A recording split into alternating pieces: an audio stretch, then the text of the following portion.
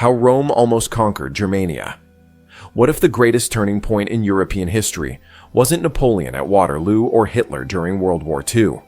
It was a forgotten moment in 9 AD, when 3 entire Roman legions vanished into the mist-shrouded forests of Germania. This catastrophe forced Rome to abandon its eastward expansion, creating a boundary that would shape European conflicts for the next 2,000 years. Let's set the scene.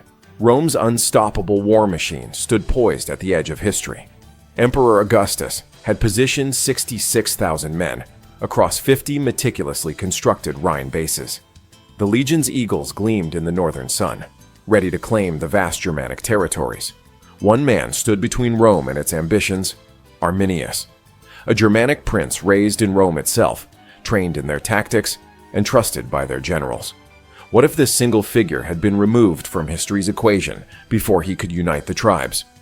Today, we trace the dramatic ripple effects from the economic transformation of Northern Europe to a Roman Empire potentially resilient enough to survive the crises that eventually destroyed it.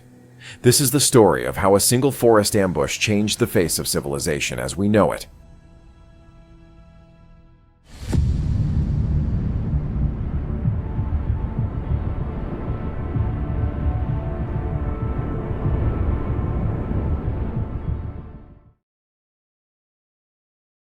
When we think of Rome's greatest enemies, our minds drift to Hannibal crossing the Alps with war elephants, or Cleopatra captivating Caesar with her political cunning. But history's greatest threat to Roman dominance came from a source they themselves created, a 10-year-old Germanic hostage who would grow to become their most formidable adversary. Imagine a child torn from his homeland, brought to the glittering capital of the world's greatest empire. Young Arminius arrived in Rome as living collateral, a noble hostage from the Cherushi tribe. Like a seed planted in enemy soil, Arminius would yield a bitter harvest for his Roman educators. He absorbed everything Rome had to offer, their language, tactics, weaknesses. The Romans promoted this promising officer, praised his abilities, and fatally trusted him.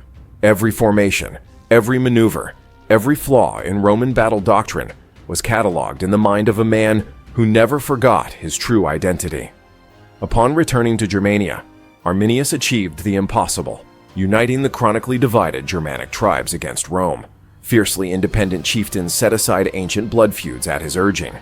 Governor Publius Quinctilius Varus epitomized Roman arrogance. Despite warnings from loyal Germanic allies about rebellion, he dismissed these concerns outright. When Arminius reported fabricated unrest in a distant village, Varus led his legions directly into the trap. The Teutoburg Forest disaster of 9 AD shattered Roman confidence. 3 entire legions, 15,000 men, vanished into the wilderness, swallowed by Germania's vengeful forests. Emperor Augustus, upon receiving the catastrophic news, wandered his opulent palace halls for months, pounding his head against walls and crying, "Quintilius Varus, give me back my legions." What makes this defeat particularly bitter is how close Rome had come to securing Germania. Before Arminius's rebellion, Roman merchants traded throughout Germanic territory. Cultural assimilation had begun. Germania stood on the precipice of becoming another conquered province, until the empire's own creation turned against them.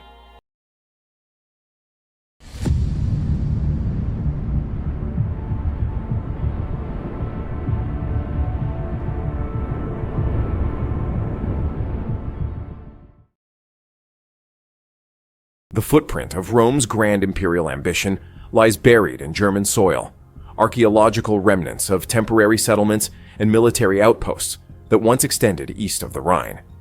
In 6 AD, as Arminius still served in Roman auxiliary forces, a conquest machine of unprecedented scale stood poised at the Germanic frontier. 66,000 men assembled by Emperor Augustus himself. Tiberius, Rome's future emperor and Augustus's chosen general, had set his methodical conquest strategy in motion when fate intervened. His military genius had envisioned extending Rome's frontier to the Elbe River, deploying 12 legions supported by a naval fleet navigating Germany's northern waterway. This combined force would crush Germanic resistance while simultaneously binding tribal leaders through diplomatic arrangements, offering both incentives and consequences. Unlike the vengeful campaigns that followed the Teutoburg disaster, Tiberius's approach would have systematically transformed Germania through Rome's greatest weapon, engineering. Construction teams would have carved roads through dense forests, connecting new urban centers and military garrisons. Strategic canals would have linked river systems, creating transportation networks. The wild Germania described by ancient writers would have transformed, like an untamed wilderness sculpted into a masterpiece of civilization. Germania's untapped resources represented an economic frontier, as compelling as the geographic one. The Amber Road trade route snaked through these territories, channeling valuable luxury goods directly into Roman markets. More critically, Saxony's earth concealed rich deposits of minerals essential for Roman military and economic ambitions. The vast Germanic forests themselves represented another form of wealth, providing abundant timber for construction and charcoal production. Roman cultural influence would have flowed alongside these economic developments. Germanic warriors' sons would receive classical education, learning Latin rhetoric and philosophy in provincial schools. Archaeological evidence beyond the Rhine reveals temporary Roman settlements, glimpses of a brief presence that might have become permanent without Arminius's intervention. The same integration methods that transformed fierce Gauls into proud Roman citizens within a generation stood ready for Germania. This transformation would have rewritten the story of Europe we know today.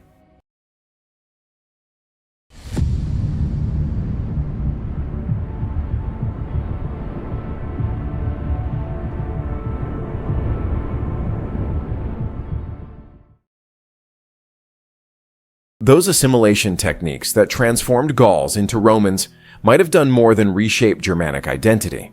They might have prevented Rome's collapse entirely, while historians have long attributed Rome's fall to overexpansion. What if its greatest vulnerability wasn't stretching too far, but rather failing to stretch far enough across that fateful Rhine frontier? The true catalyst for Rome's eventual downfall wasn't simply external pressure. It was an internal catastrophe that left the empire fundamentally weakened. Between 165 and 180 AD, the Antonine Plague ravaged Roman society with merciless efficiency. The epidemic claimed nearly a third of the empire's population, equivalent to modern America losing 100 million souls in a single decade and a half.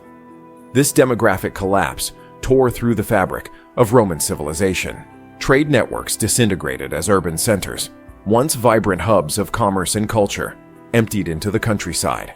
Faced with catastrophic shortages across every sector, Rome made its fateful error, turning to Germanic mercenaries to defend its borders.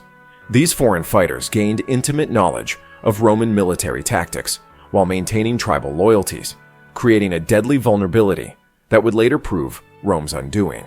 In our alternate timeline with a fully Romanized Germania, this critical weakness vanishes. When plague struck in 165 AD, those Germanic populations would have been citizens for generations, bound to Rome through shared culture, language, and loyalty. Instead of becoming Rome's destroyers, they would have become its salvation. The strategic transformation would have been profound. Rather than facing hostile invaders along the Rhine, Rome would have possessed a formidable defensive buffer extending to the Elbe River. Germanic citizens would have replenished depleted legions during the demographic crisis, providing the resilience Rome desperately needed. Germania itself would have blossomed under Roman influence. Urban centers would have emerged centuries earlier in locations like modern Berlin, Hamburg, and Dresden, complete with theaters, forums, and bathhouses. These northern provincial capitals would have shifted Rome's center of gravity, creating a more balanced and interconnected imperial network capable of weathering external pressures. The medieval European map would have been fundamentally redrawn. Anglo-Saxon migrations might never have occurred. The Frankish kingdoms that eventually birthed France and Germany would have developed along entirely different trajectories.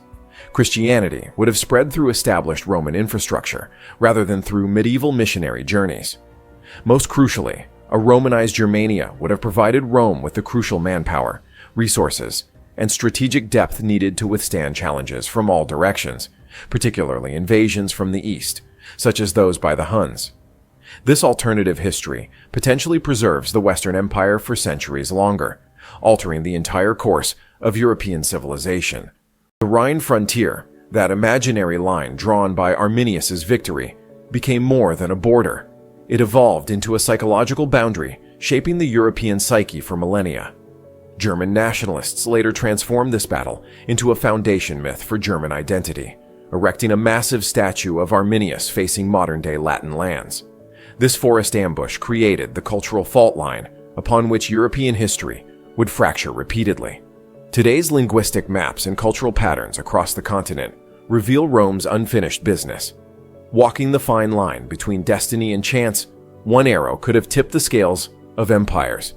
Had a single Roman arrow found Arminius during his Balkan campaign, our world map would be unrecognizable. The boundary that divides Romance and Germanic languages, Catholic and Protestant regions, olive oil, and butter cuisines, all stem from that moment when Rome's eastward ambitions died in a German forest. The course of history is not linear, but a collection of crucial moments where outcomes could have veered in unexpected directions. If you've enjoyed exploring history's greatest what-if, subscribe for more untold stories of civilization's hidden turning points. What forgotten decisions might have altered your own ancestry? Share your theories in the comments below. Remember this lesson from Teutoburg Forest.